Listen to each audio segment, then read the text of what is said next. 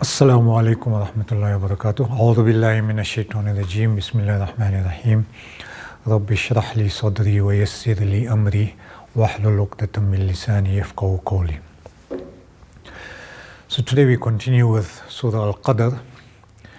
It gets its name from the last word of the first two ayat, which is Inna anzalnahu fi laylatil qadr wa ma adraka ma laylatul qadr.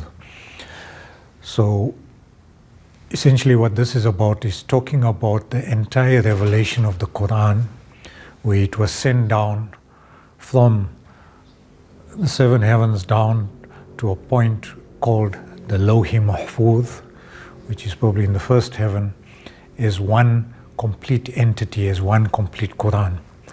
That's why they talk of Anzalnahu. And then it talks also of what will sort of give you an idea, or what will show you what is the light of power. Then the third ayah says the night of power is better than 1,000 months. تنزل الملائكة والروح فيها بإذن ربهم من كل أمر سلام. That in it, or in this night, the malaika, many angels, and the ruh is specifically about Angel Jibreel, fiha, in it, bi'idhni rabbihim, with the command of the Lord, or the leave of the Lord, these angels and the Spirit descend. And this particular night is a very, very peaceful, calm night. There's salam, peace, hiya hatta matla'il fajr, until the rising of the dawn. So these 5 verses were revealed at Makkah. And the surah mentions that point of the entire Quran being revealed in one go. And it's called the night of power, and in Arabic it's Laylatul Qadr. Other names by which it is known is the determination, or the honor, or the glory, the empowering decree, or the night of power. So the previous surah, Surah Al-Alaq, or Iqra Bismi, was about how the start of revelation occurred. And in other words, the first 5 ayahs were revealed, and how he taught you what you did not know. So it was a case of the beginning of revelation in Iqra with the first 5 verses. Then this surah describes how it was revealed from the heavens to the earth, and what was revealed in this uniquely powerful night.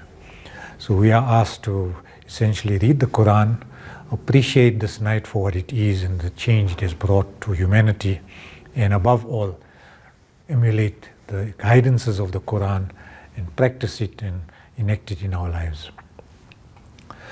Now, the question is always asked, when is the Laylatul Qadr, which night, and is it in the 10 nights of the last 10 nights of Ramadan, or what?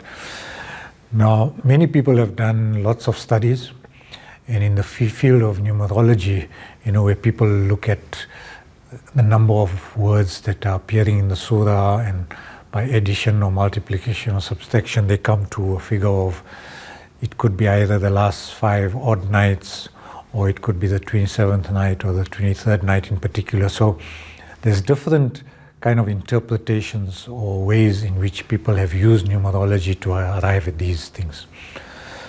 So because it's got 5 ayat in this particular surah, people say there are 5 possible nights. And then they go further, they make it the last 5 odd nights of Ramadan. That's one group of people.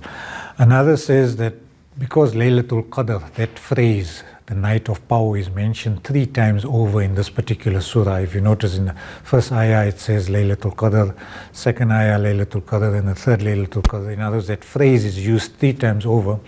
So they take 3 and they subtract it from 30, and that's how they get 27, and they say 27th is the big night, or the night of power, actually. Then other people have gone to it and said, well, because there are 30 words in this particular surah, and if you count backwards and ignoring all the words, the wa and ma, the particles and conjunctions, you arrive at a total of 30 words, and the 27th word in that sequence happens to be here. Here mean it, referring to the night. Here, Salamun hiya hatta matla'il fajr. So that they therefore say it's the 27th night as well. But all in all, most people are in kind of a fair agreement about saying that it's possibly the 23rd or even the 27th night.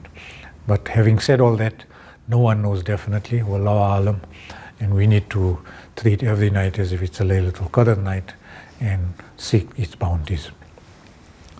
Right, so the first ayah says, Inna anzalnahu. So surely we, inna anzalna, anzala is to reveal or send down in one go.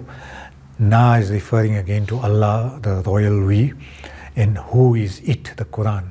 So surely we, Allah, have revealed it in the night of power, or we sent it down in the night of power. Right?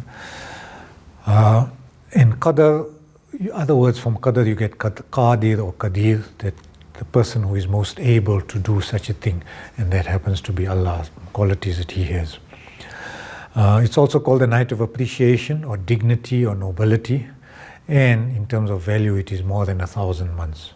Now some people go and use a calculator and work out it's 87 or 83 months. I don't think we need to go to that extent. It's just a phrase, an expression to say its value is worth so much more than you can think of. Not necessarily 1,000 and not 999, for instance. It's just an approximate figure, but in estimation it is valued quite a bit. Now verse 2 or ayah 2 says, Wama adraka. There's a lot of ayahs in the Quran that starts like that, where it urges you to think about what is this night of power.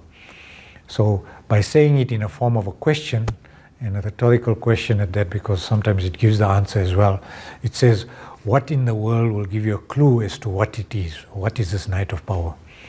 So in essence, it's questioning us, posing the question so that we can then wait for the answer, and then the answer comes. The night of power is better than 1,000 months, and you ignore it at your peril, and if you don't want to seek the blessing and the reward of it. And if you count it, it works out to about 83 years, which is an average lifespan of a human being. So essentially, if you succeed in getting it one time over, you've actually lived 2 lifetimes, as it were, in terms of reward. Or if you see more of it, then obviously you can even go to more years than that, accruing to your sort of credit. We move on to the next ayah, where Layla means a night, one night, and this Laylatul Qadr is obviously the night of power, so it's a specific night that we're referring to. Now we have various forms of this verb nazala. Nazala means to descend or to come down. So nazala yanzilu is a form 1 verb, the normal 3-letter verb, which simply means to descend. Right? So nuzul you get from there, which means to disembark or to descend from some vehicle to the ground, as it were, the nazala. Then you have nazzala, which is with the tashdid on the second consonant, which is a form 2 verb, which repeats. It happens repeatedly over time, to cause to come down. Like allama is to teach, you teach continuously, or khabbaza is to bake, so you bake continuously. So nazzala is that second form verb where that action happens all the time. Then we have a form higher than the form 2, which is a form 5 verb, where you put a ta in front of nazzala. So you get ta nazzala with one ta in front and the tashdid in the middle. And this doesn't happen every night. It's angels and Jibreel that descend on a particular night. That's why this particular ayah number 4 starts with tanazzalul, because this is a specific event on a specific occasion. It doesn't happen regularly and frequently. So it's once a year, as it were. And then anzala is to form 4 verb, which means to send or bring down, which appears in the ayah number 1. So in ayah number 1 we have the entire Quran being revealed, and in this one tanazzalul malaika, where the angels and Jibreel alayhi salam in particular descend on this particular occasion with the permission of their Lord, in order to listen to what people are saying and asking on this particular occasion. So they basically come down to greet and honor those who are ready to reciprocate. So if you are there making your salah and ibadah, they are there to accept it and acknowledge that you have actually spent this night doing ibadah.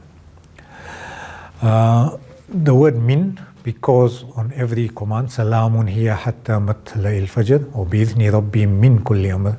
So min there refers to because of, on every command of Allah. So this night it happens to be very peaceful. Evil is normally not, cannot be done because the angels and so many angels actually descend on the earth on that particular occasion. And the best time to read the Quran is actually at night, and especially in the early hours of the morning. So this was a Meccan surah, and the believers benefited from it. The kuffar thought they had the power in other ways, but the surah shows that the actual power lies in the hands of those who have the Quran in their hands. And the Muslims are told that don't worry about the kuffar, because they are arrogant. They need both you as well as the Quran for guidance, and they are in loss. And they should have felt honored that you, the Prophet ﷺ, actually came to them with such a profound message of the Quran.